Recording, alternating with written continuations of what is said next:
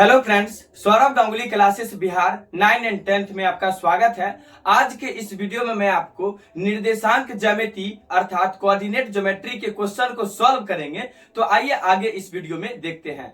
Channel पे new है तो चैनल को सब्सक्राइब कर लीजिए, बेल आइकन को प्रेस कर लीजिए, जिससे हर नोटिफिकेशन आपको जल्द से जल्द पहुंचे और भारतीय भवन के ऑल क्वेश्चन का solution Saurabh Ganguly classes Bihar 9 and 10th पे आपको मिल जाएगा। और बारीकी से अध्ययन करिए, तब जाकर के आप मैथ को समझ पाइएगा, नहीं तो मैथ आपको समझने नहीं देगा। कब नहीं समझने देगा? जब आप उसके कंसेप्ट को नहीं जानते हैं। उसके कंसेप्ट को, उसके फार्मूला के बारे में पहले जानिए, कैसे बनता है उसके बारे में जानिए, तब क्वेश्चन को सॉल्व करिए, तो आप आंसर तक पहुंच पाइएगा, तब आपका पूरा में पूरा नंबर मिलेगा। तो चलिए मेरे प्यारे सोना मोना, देखते हैं। क्वेश्चन नंबर 4 है, ध्यान से देखिएगा।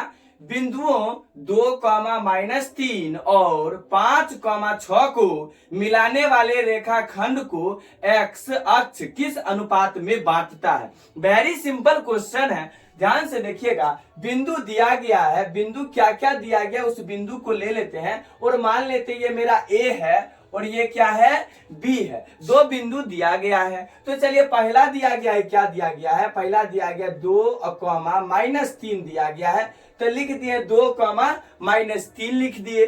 फिर क्या है, बी में क्या है, 5, 6 है। क्या है, 5, 6 है, तो 5, 6 लिख दिए। को मिलाने वाले रेखाखंड, तो मिलाने वाले रेखाखंड मानिए कोई एक बिंदु होगा, मान लेते हैं बिंदु सी है। सी रेखाखंड को एक्स अक्ष किस अनुपात में बांटता है? तो आप लोग को बताए हैं कि एक्स अक्ष अगर बात करें तो वाई क्या हो जाता है, 0 हो जाता है। अर्थात इसी बात को हम समीकरण के रूप में बताए थे कि एक्स अक्ष का समीकरण क्या होता है, वाई बराबर 0 हो जाता है। एक्स अक्ष का समीकरण क्या होता है, वाई बराबर 0 हो जाता है। तो एक्स अक्ष पर है तो वाई क्या हो जाएगा, 0 हो जाएगा। अब मान लीजिए ये अनुपात क्या है, m अनुपात n में बांटता, क्या है, m अनुपात n में बांटता है। तो चलिए हम लोगों को निकालना ही है कि m अनुपात n है क्या। तो चलिए निर्देशांक मान लेते हैं, तो निर्देशांक है तो मान लेते हैं ये x1 है और ये y1 है, और इसको मान लेते हैं x2 और y2 मान लेते हैं। तो चलिए आप लोग जानते हैं विभाजन सूत्र क्या होता है। विभाजन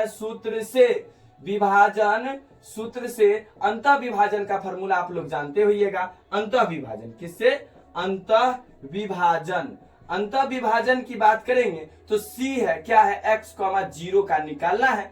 तो क्या होता है अंतः विभाजन सूत्र, mx2 प्लस nx1 बट्टे में m plus n, my2 plus ny1 बट्टे m प्लस n होता है। तो चलिए अब इसी बात को लिख देते हैं, mx2 प्लस nx1 बट्टे में क्या हो जाएगा, m plus n, my2 plus ny1 बट्टे में m प्लस n हो जाएगा। तो चलिए अब बात करते हैं, सी का जो निर्देशांक है आपका क्या है, तो x, 0 है, c है। चलिए उसके बाद क्या, m का मान कितना है, तो m ही रखिए।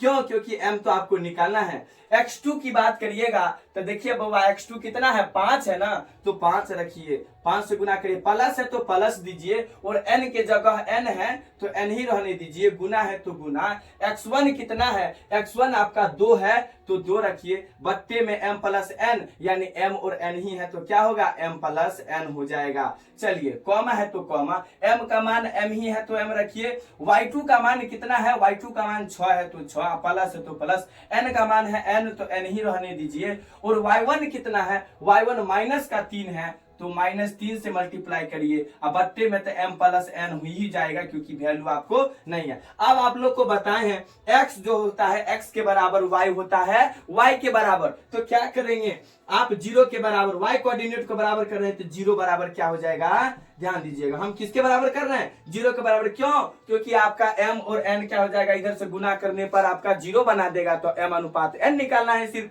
तो जो 0 के बराबर है वो 0 y कोऑर्डिनेट है, तो y कोऑर्डिनेट के बराबर करिए, तो m इसको गुना कर ही लीजिए एक बार में। 6 को m से गुना करिएगा तो 6m, प्लस को माइनस से गुना करिएगा तो माइनस हो जाएगा, n को 3 से गुना करिएगा तो 3n, अब बट्टे में क्या है, m प्लस n है तो m प्लस n दीजिए। चलिए बट्टा में कुछ नहीं तो एक क्रॉस मल्टीप्लाई करिएगा, तो 0 का m प्लस n में गुना करिएगा तो क्या हो जाएगा, 0 हो जाएगा। तो लिख दीजिए क्या, 0 बराबर 6m -3n। चलिए आगे सॉल्व इधर करते हैं।